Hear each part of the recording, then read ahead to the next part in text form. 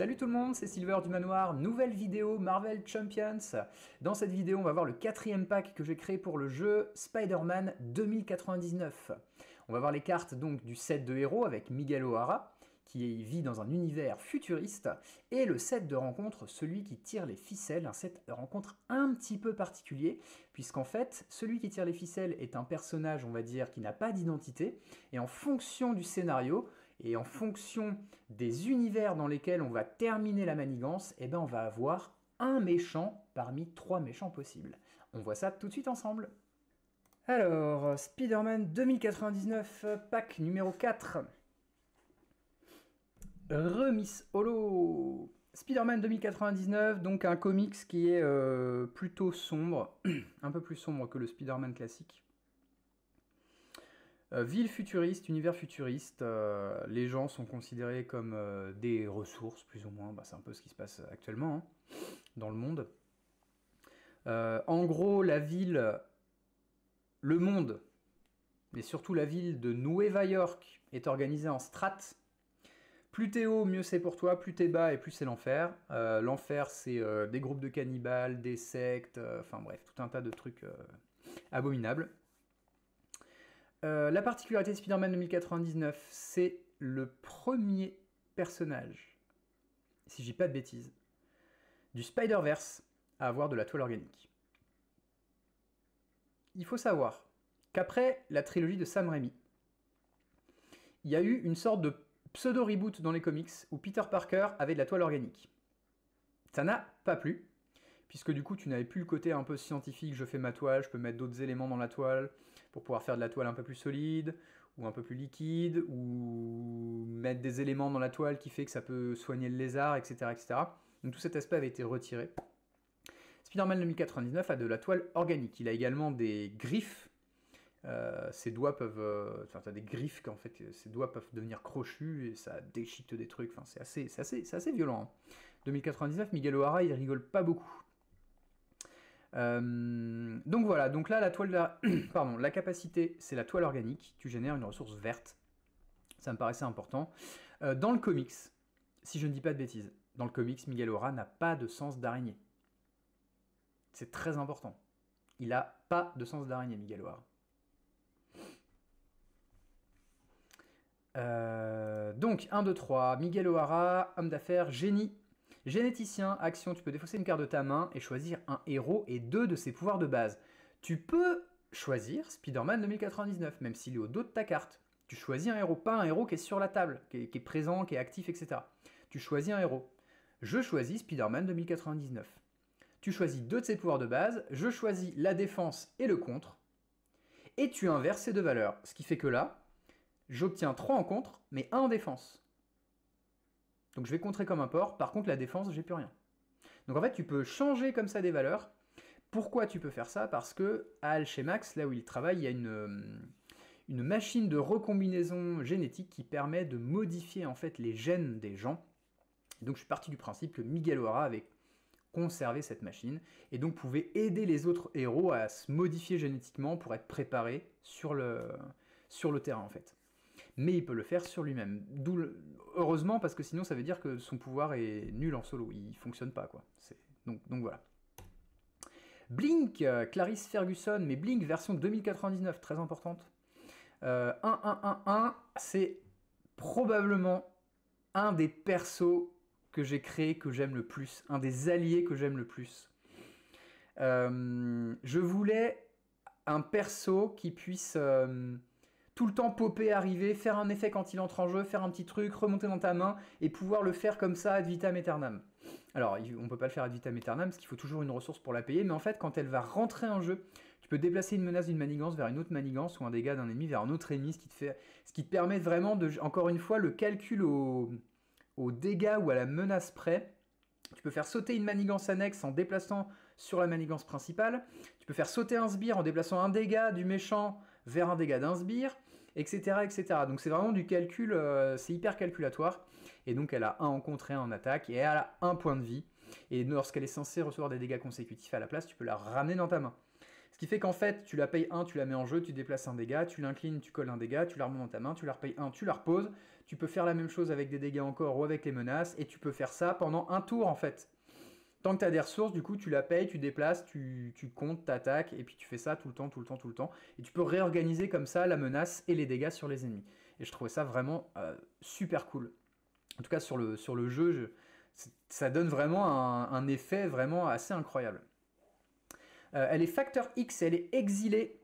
Elle est facteur X, ça a été rajouté au dernier moment quand Quicksilver et la sorcière rouge sont sortis. À la base, je voulais mettre X-Men.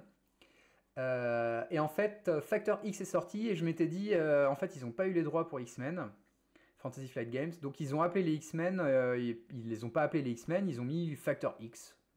Pour moi, c'était voilà, c'était le trait. En fait, non, Factor X, c'est un groupe de héros. Heureusement pour moi, Blink en fait partie. Factor X est exilé.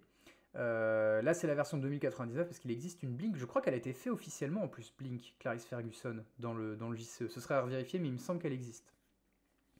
Donc voilà, et donc c'est un personnage qui peut se téléporter, qui apparaît, qui disparaît, etc., etc. Et donc la représentation de son pouvoir, c'était cela. Virer dans Nova York, c'est du contre. Retirer 2 menaces d'une manigance si vous avez le trait aérien, retirer une menace d'une manigance. Donc en fait, pour 1, tu retires 2, et si tu es aérien, tu vas retirer 1, soit sur la même, soit sur une autre. Il y en a 2, il y en a 3 même. Il y en a 3. Alors, à choisir, sur les versions futures des héros, je me suis rendu compte que cette carte qui coûte pas grand-chose, c'est pas fou. C'est bien parce que ça coûte pas cher, mais en fait, ça a peu d'impact sur le jeu. Et en termes de gameplay, je trouve plus important d'avoir des cartes qui coûtent un petit peu plus cher, mais qui ont un plus gros impact sur le jeu. Donc là, encore une fois, si c'était à refaire ou à peaufiner, je mettrais pour 2, retirer 4 menaces d'une manigance. Si vous avez le trait aérien, retirez une menace d'une manigance. Pour, en fait, en 2 cartes, avoir un impact plus important sur le jeu. Ça coûte, en 3 cartes, ça coûte un peu plus cher, mais en fait, tu as plus d'impact sur le jeu.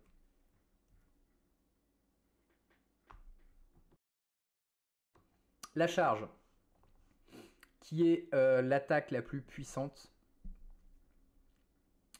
Une des 2 attaques les plus puissantes que j'ai faites. Pourquoi? C'est très simple, parce que tout le monde de Spider-Man 2099 est à la verticale, c'est de la verticalité pure. Et Spider-Man 2099 se sert de cette verticalité pour attaquer. Et en fait, il se sert de la gravité pour attaquer. Et donc du coup, la charge forcément fait énormément de dégâts, et puis si t'es aérien, c'est encore mieux. Donc pour 3, tu colles 7, c'est très correct, c'est pas du 8 coup de pied en balancier, mais si t'es aérien, tu colles 9 dégâts à la place. Donc c'est super fort. Il y en a 3. Ensuite, verticalité, donc justement, c'est la carte dont on parlait tout à l'heure. Retirer un pion accélération de la manigance principale ou annuler tous les icônes d'amplification lors du prochain tour du méchant. Parce que pour 3, retirer un pion accélération, alors certes, ça a une ressource verte, mais tu as une carte que tu vas pouvoir jouer qu'en mid-game ou late-game, donc en milieu de partie ou en fin de partie, c'est pas fou, quoi. Alors que là, du coup, tu as une deuxième option dessus, qui te permet donc d'annuler des icônes d'amplification. Les serres d'Alchemax, donc qui fournissent beaucoup de ressources Alchemax, de ressources vertes, qui servent du coup pour une des améliorations de Spider-Man 2099 qu'on verra tout à l'heure. Layla, dans les films du multiverse, il l'appelle Layla. Je l'ai toujours appelé Lila, mais c'est pas grave. Peu importe. Action, incliner Layla, piocher une carte. Intelligence artificielle, qui marche à la fois pour Miguel et à la fois pour Spider-Man 2099, donc c'était important d'avoir action et pas action de héros ou action d'alter ego. Veilleur nocturne, après que vous ayez retiré la dernière menace d'une manigance, inclinez le veilleur nocturne, redresser Spider-Man 2099. Alors, vu comme ça, c'est pas ouf, parce qu'il a que 1 en contre Spider-Man 2099, mais si tu passes en Miguel O'Hara, t'es en Miguel avant, tu peux adapter ton contre 1, 2 ou 3, et donc du coup, plus facilement retirer une menace d'une manigance, et donc derrière te redresser. Donc très important de faire attention aux valeurs que tu vas échanger, parce que si tu contres derrière, tu peux attaquer. S'il ne reste plus que 1 sur une manigance, tu inverses ta défense avec ton attaque, ce qui fait que tu contres à 1, tu retires la dernière menace de la manigance, tu inclines Veilleur Nocturne, tu redresses 2099 et tu attaques à 3. Ce qui fait que tu as contré, fait sauter une manigance et attaqué à 3. Donc petite synergie entre les cartes. Les crochets rétractables, donc du coup c'est cette carte-là pour les serres d'Alchemax. Donc Spider-Man 2099 gagne plus 1 attaque. Et après que Spider-Man 2099 a attaqué un ennemi, dépensez les ressources jaune-jaune pour sonner cet ennemi. Donc les serres d'Alchemax te permettent de sonner l'ennemi derrière. Pourquoi jaune-jaune? Parce qu'encore une fois, c'est une carte qui va être posée sur le board, qui va être là quasiment en permanence.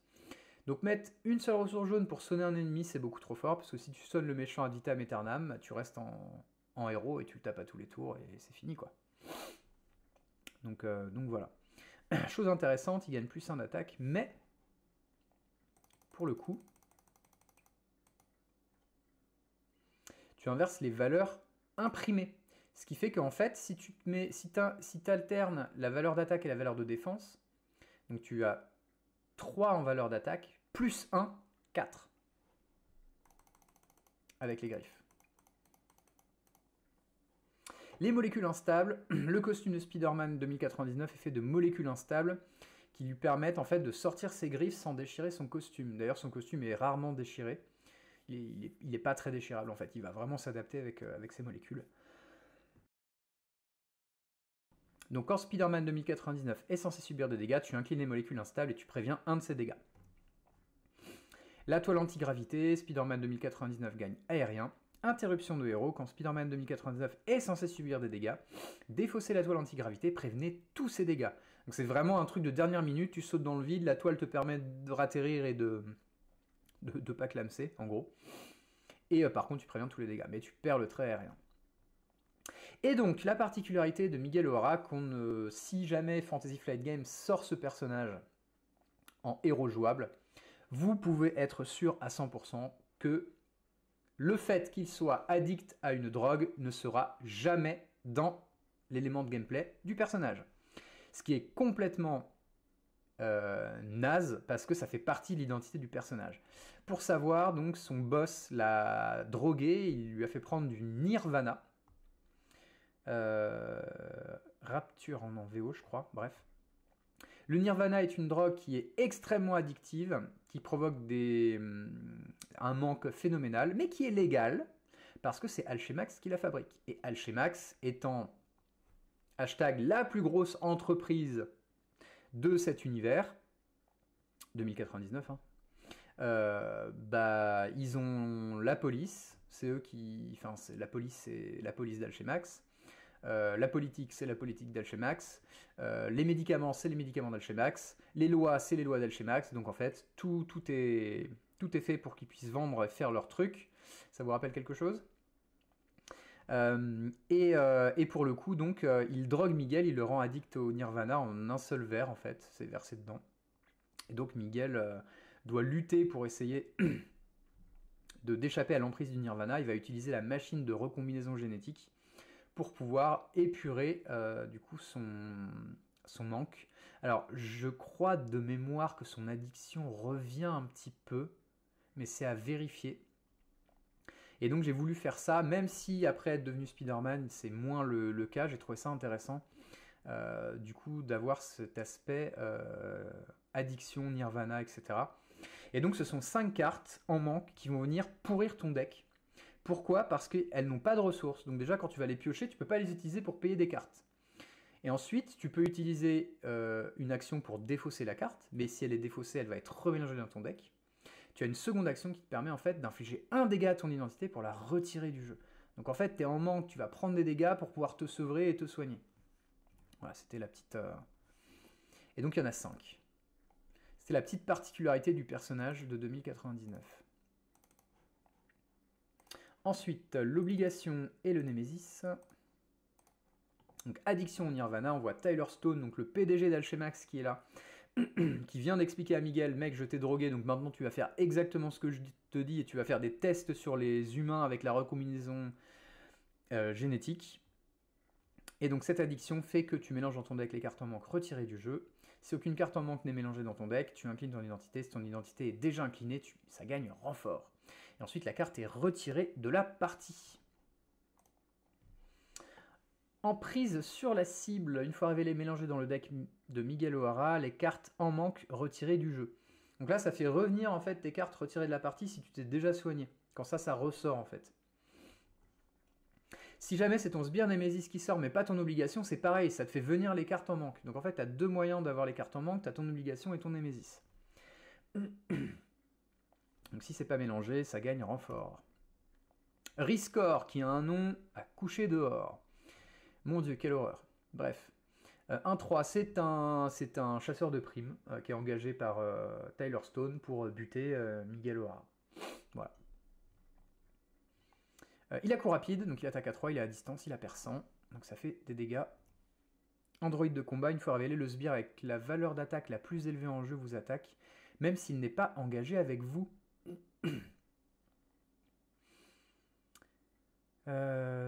Si plusieurs sbires ont la même valeur d'attaque, choisissez celui qui vous attaque. Si aucun sbire n'est en jeu, infligez 3 dégâts à votre identité. Donc là, tu as plutôt envie qu'il y ait un sbire en jeu. En général, les sbires, c'est 1 ou 2. C'est rare qu'ils aient 3 ou plus. Donc là, tu as vraiment envie qu'un sbire t'attaque. Mise à mort.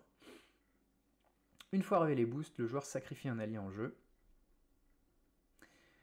Si aucun allié n'est sacrifié, infligez X dégâts à votre identité, X étant la moitié de vos points de vie restants arrondis au supérieur. Là c'est pareil, ça fait beaucoup de dégâts. Le scénario de 2099, scénario un peu particulier, alors c'est un des scénarios que j'aime le plus.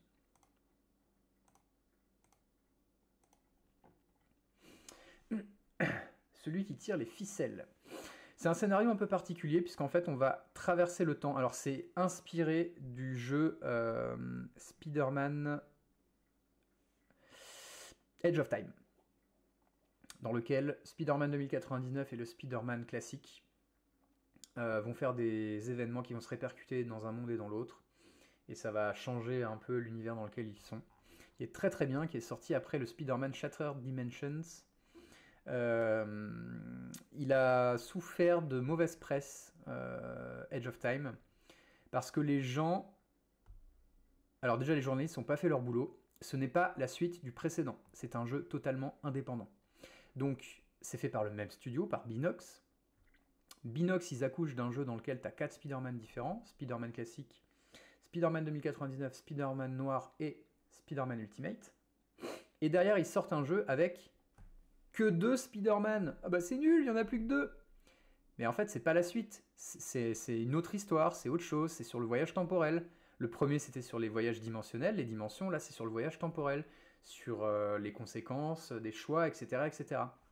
C'est scénarisé par Peter David, qui est un grand auteur de l'écurie Marvel, notamment des comics Spider-Man. Et le twist final du jeu est juste top. Enfin, franchement, il est vraiment super, ce jeu. Si vous n'avez pas eu l'occasion de le faire, faites-le. Alors, il y a quelques mois, il était horriblement cher. Les jeux Spider-Man ont décollé en termes de tarifs, c'est assez incroyable. Bref, le méchant, celui qui tire les ficelles. On ne sait pas qui est le méchant du scénario. On va avoir le choix entre 3 méchants à la fin du scénar. Donc, celui qui tire les ficelles, lorsqu'il manigance, placez une menace sur une manigance d'une autre timeline choisie au hasard. En gros, il va y avoir 3 timelines. Le méchant va manigancer sur la timeline active, mais il y a une des menaces qui va aller sur une des 2 autres, et c'est choisi au hasard. Retirer une fois vaincu, donc si tu arrives à vaincre celui qui tire les ficelles, alors pour info, il a 50 points de vie par joueur. Donc, de prime abord, tu vas pas aller vouloir le battre. Il a 50 points de vie par joueur, donc c'est hyper long. Le truc, c'est que si tu choisis de ne pas le battre, c'est le scénario qui va t'imposer un des 3 méchants. Si tu choisis de le battre, si tu dis ok, ben on y va, on essaye de battre la forme 1, tu vas avoir le choix du méchant à la fin, et surtout la forme du méchant va être plus simple à battre. Alors que si c'est le scénario qui te l'impose, déjà il te l'impose, et en plus c'est la version la plus dure. Donc, méchant numéro 1, Tyler Stone, donc le gros méchant de l'univers 2099. 3 et étoile en attaque, donc c'est le stade 2 de celui qui tire les ficelles. S'il est vaincu, les joueurs gagnent la partie. Forcé, quand Tyler Stone attaque, donnez 2 cartes rencontre au joueur attaqué à la place. En fait, il fait pas de dégâts, il va te donner des cartes rencontre. Ensuite, ce joueur subit X dégâts indirects, X étant le nombre de cartes rencontre derrière lui. En fait, il va quand même prendre des dégâts, et en plus, il va prendre des cartes rencontre. En gros, c'est lui qui prévoit tout, il planifie tout, et en gros, voilà, allez là-bas, pétez-lui la gueule, etc., etc. Donc voilà. La version B, donc là il est à 35 points de vie par joueur, là il est à 30 points de vie par joueur et tu donnes qu'une seule carte rencontre à la place sur la version B. Deuxième méchant, le docteur Chronos. Donc c'est le stade 2 de celui qui tire les ficelles, normal. Donc si on le bat, on gagne la partie. Il est perçant. Les sbires drones gagnent manigance +1, attaque +1 point de vie et sont immunisés aux effets de cartes des joueurs. Parce que le docteur Chronos va... c'est un scientifique qui travaille dans la robotique, et donc tout ce qui est robot, il va améliorer en fait tous ces systèmes, tout ce qui est drone, etc., tout ce qui est Android, etc., il va améliorer toujours le truc. Et donc comme on va avoir des drones en fait dans le scénario, et ben lui il va améliorer les cartes de drones, donc les sbires drones. Et donc en version 2, donc pareil, 35 points de vie en version 1, 30 points de vie par joueur en version 2. Et surtout, en version plus facile, du coup, les drones sont sensibles aux effets de cartes des joueurs. Et enfin, le gros méchant de l'histoire, Peter Parker, PDG, qui est un montage que j'ai fait avec un visage, avec le A d'Alchemax, et avec les 3 petits trucs rouges de chaque côté de sa tête, pour coller au jeu vidéo. Puisque dans le jeu vidéo, Peter Parker, PDG, est le méchant de l'histoire. Tu affrontes un Peter Parker qui a tout perdu et qui du coup devient le PDG d'Alchemax sur de bonnes bases au début, et il se perd en route, et voilà, il devient plus ou moins le méchant de l'histoire. Du coup, il a à distance riposte 1, les coûts des cartes événements soutien et amélioration est augmenté de 1, il a 35 points de vie par joueur, en version B il n'a que 30 points de vie par joueur, et il n'y a plus que les cartes événements qui sont augmentées de 1, encore une fois à cause de son sens d'araignée, donc pour le surprendre, il faut user de stratagèmes, ce qui coûte un petit peu plus cher. Ensuite, du coup, donc là c'est la mise en place. Donc on va avoir nos 3 timelines. La première timeline, la 928, la deuxième, la 616, et la troisième, la 199. C'est le stade 1, avec des effets. Quand le pion, donc quand on passe d'une timeline à une autre, le pion atterrit sur une nouvelle carte, et donc tu fais l'effet de réaction, de déplacement du pion sur cette carte. Et donc ça peut être des dégâts, de la manigance, des cartes rencontres, etc. etc. Quand la manigance annexe, quand les manigances principales avancent au stade 2, il y a des ennemis qui vont être en dessous. On va avoir Venom, on va avoir Gloriana, on va avoir le Scorpion. Et donc c'est des sbires qui vont engager, dès que tu vas bouger le pion joueur sur la nouvelle timeline, bah boum, en fait le sbire va sortir, il va engager le joueur qui a bougé le pion. Et ensuite, ces sbires-là, ils vont aller dans la défausse, et donc ils vont revenir au fur et à mesure de la partie. Donc après que le marqueur joueur a été placé sur cette manigance, sonnez chaque héros. Donc voilà, donc là ça sonne les héros. Révéler la manigance principale Alchemax. Donc une fois achevé, tu révèles... Donc la manière dont se termine la deuxième manigance, c'est ce qui va sortir la troisième manigance, et c'est ce qui va sortir le boss final. L'identité du boss à battre. Donc en 928 c'est Tyler Stone, en 616 c'est Dr Chronos, et j'ai plus la dernière, en 199 c'est Peter Parker PDG. Donc après que le marqueur joueur a été placé sur cette manigance, désorienter chaque héros, révéler la manigance principale, Alchemax 616 quand c'est fini, retirer toutes les autres manigances principales du jeu, parce qu'on va avoir 3 manigances principales, hein. Ce ne sont pas des manigances annexes. Et la timeline 199, donc là c'est Quig qui va être en dessous. Après que le marqueur joueur a été placé, chaque héros subit 2 dégâts. Révéler la manigance principale Alchemax, timeline 199, et retirer toutes les autres manigances principales du jeu. Donc ça ce sont les manigances finales, donc il ne peut y en avoir qu'une en jeu du coup. Donc en 928, on met Tyler Stone en jeu comme méchant. À la fin du tour du méchant, chaque joueur répartit X dégâts parmi les personnages qu'il contrôle, X étant le nombre de pions accélération sur la manigance principale. Il faut savoir que la manigance principale, les pions sont dans le slot manigance principale. Donc même si elle change, tu as toujours le même nombre de pions.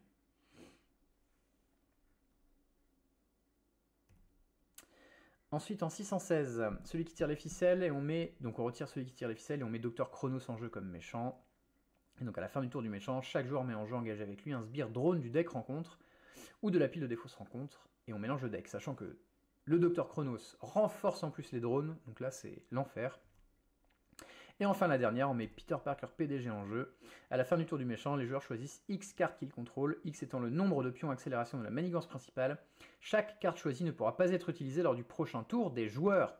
Donc ça c'est horrible parce que plus la partie avance et plus ça va être le combat contre Peter Parker PDG va être compliqué parce que tes cartes en jeu, bah, tu vas choisir lesquelles n'auront plus d'effet en fait, lesquelles tu vas pas pouvoir utiliser. Donc c'est vraiment très très difficile.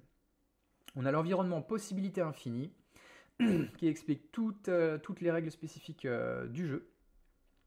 Seule la manigance principale avec le marqueur joueur peut être contrée ou ciblée par des effets de cartes et des cartes des joueurs. Le méchant manigance sur la manigance principale possédant le marqueur joueur. On ne fait pas l'erreur du bouffon Venom où en fait la manigance elle monte partout, ce qui est complètement débile. Quand une manigance principale est achevée, révélez la manigance principale suivante de la même timeline et placez le marqueur joueur dessus. Un pion accélération est considéré comme étant sur chaque manigance de même stade.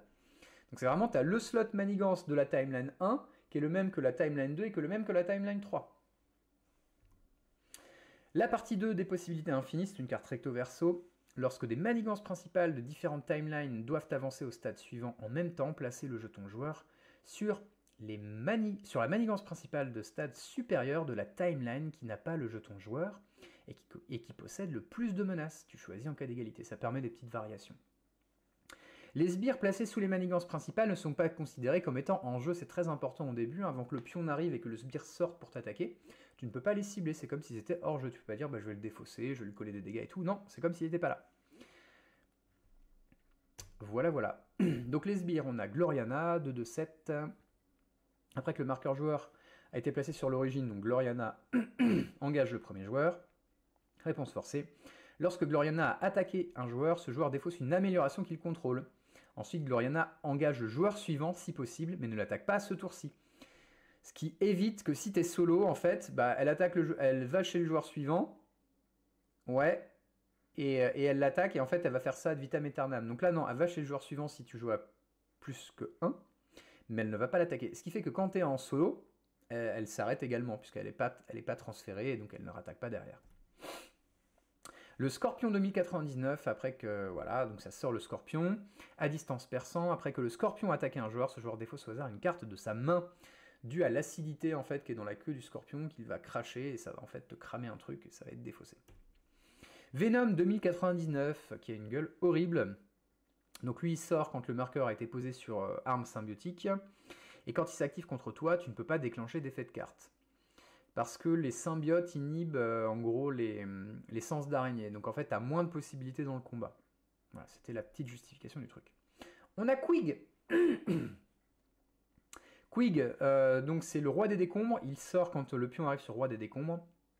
Et après qu'il est attaqué, tu défausses des cartes de ton deck jusqu'à défausser un allié. Donc là, ça te meule à balles.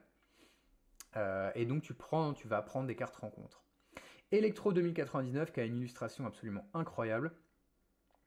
Après que le marqueur joueur a été placé sur énergie infinie, Electro engage le premier joueur.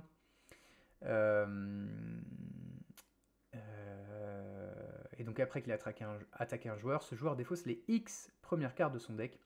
X étant le nombre de dégâts subis par ce joueur. Donc je t'attaque, je te mets 2, tu défausses 2. Ah, j'ai gagné une carte de boost, je mets 5, bah tu défausses 5. Donc horrible. Les drones d'Alchemax, après que vous avez joué une carte, défaussez la première carte de votre deck. Donc typiquement, tu vas vouloir aller tuer les drones avant de pouvoir commencer à jouer des cartes, parce que ça te meule aussi. Il y en a 3, il y en a 4. Il y a 4 drones. Porte de sécurité blindée. Une fois révélée, dépensez une ressource bleue. Si vous n'avez pas dépensé de ressources bleues, votre héros ne peut pas contrer lors de votre prochain tour. Les voies du désespoir. Placez 2 menaces sur chaque manigance en jeu. Donc là, ça c'est terrible, parce que tu as 3 manigances principales. Tu ne peux contrer que la manigance sur laquelle le pion des joueurs est. Donc les autres, en fait, tu peux pas les gérer. Donc qu'est-ce qui va se passer? Il va se passer que quand tu as de la manigance qui monte sur les autres, elles peuvent péter alors que tu n'es pas dessus. Et donc les voies du désespoir, ça met 2 sur chaque manigance en jeu. Donc ça met sur les 3 timelines de la manigance principale, ça met aussi sur d'éventuelles manigances annexes qui auraient en jeu. Donc ça, un véritable poison. Il y en a 2. Armement technologique, donner une carte de boost à chaque sbire en jeu. Si aucun sbire n'est en jeu, donner une carte de boost au méchant. Ça. Chute libre, une fois révélée, infliger 1 dégât à chaque héros et allié qui n'a pas le trait aérien. Donc ça c'est pareil, c'est adapté du jeu vidéo Spider-Man. Celui-ci c'est Shattered Dimension, Dimension en VF. En fait, avec 2099, on a des passages de chute libre où il faut esquiver, se frayer un chemin, etc. C'est très très très jouissif. Et donc j'essaie de retranscrire ça dans une carte traîtrise. Si t'es aérien, tu contrôles ta chute, tu sais où tu vas, etc. Donc tu prends pas de dégâts. Si t'es pas aérien, bah, tu fais de ton mieux, mais en général, c'est pas ouf. Et la fameuse carte terrible, recherche sur le temps. Une fois révélée, placez un pion accélération sur la manigance principale qui va accélérer le deck, l'avancée de l'histoire et du deck rencontre. Pourquoi? Parce que tout simplement Alchemax fait des recherches sur le temps, et donc du coup, dans ce scénario-là, hein, et donc du coup, eh ben, ils essayent de manipuler le temps pour arriver à leur fin, et donc ils jouent avec le temps. Faille temporelle. Il y en a 6 de mémoire. Une fois révélé boost, tu déplaces le marqueur joueur sur une manigance d'une autre timeline qui a le moins de menaces si possible, sinon tu choisis un cas d'égalité. Si tu es au stade 3 et que cette carte est donnée en tant que carte rencontre, c'est une carte qui ne donne que renfort. On peut facilement adapter la difficulté du scénario en retirant des cartes de faille temporelle, ce qui fait que le pion avance. Le pion change moins de manigance, donc tu prends moins les effets négatifs sur le jeu, et donc ça te permet de souffler un petit peu plus.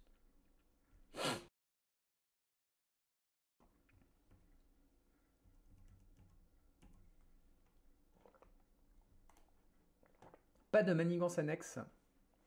Dans ce scénario, j'avais plus de place, et puis il fallait que je mette vraiment des trucs de voyage temporel, parce que c'est le but du scénario, c'est de voyager. Donc j'ai pas pu intégrer de manigance annexe. Par contre, pour le coup, on a un petit set modulaire, Public Eye, avec une manigance annexe. Donc le Public Eye, c'est la police d'Alchemax. Pour info. Les joueurs ne peuvent pas piocher de cartes par des effets de cartes. Voilà. Et un petit icône d'accélération. Ah c'est ça, c'est un icône d'accélération, je cherchais le terme tout à l'heure. Drone du Public Eye, encore des drones, hein. 1-1-1, patrouille, voilà, c'est le drone de base qui casse un peu les pieds, mais qui est facile à battre.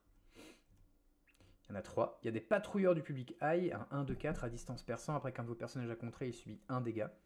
Donc pareil, typiquement, tu vas avoir tendance à éliminer ces sbires-là avant de contrer, quand c'est possible. Il y en a 2. Et intervention du Public Eye, dans l'ordre des joueurs, chaque joueur met en jeu engagé avec lui un sbire du set Public Eye, depuis le deck rencontre ou la pile de défauts se rencontre. Mélangez le deck rencontre. On en a terminé avec la review de ce pack, j'espère que la vidéo vous a plu, si c'est le cas n'hésitez pas à mettre un petit pouce, ça fait extrêmement plaisir. J'attends vos retours dans les commentaires, que ce soit sur le set de héros ou sur le pack rencontre, et je vous donne rendez-vous dans une prochaine vidéo sur la chaîne du Manoir des Geeks. A très bientôt, salut salut!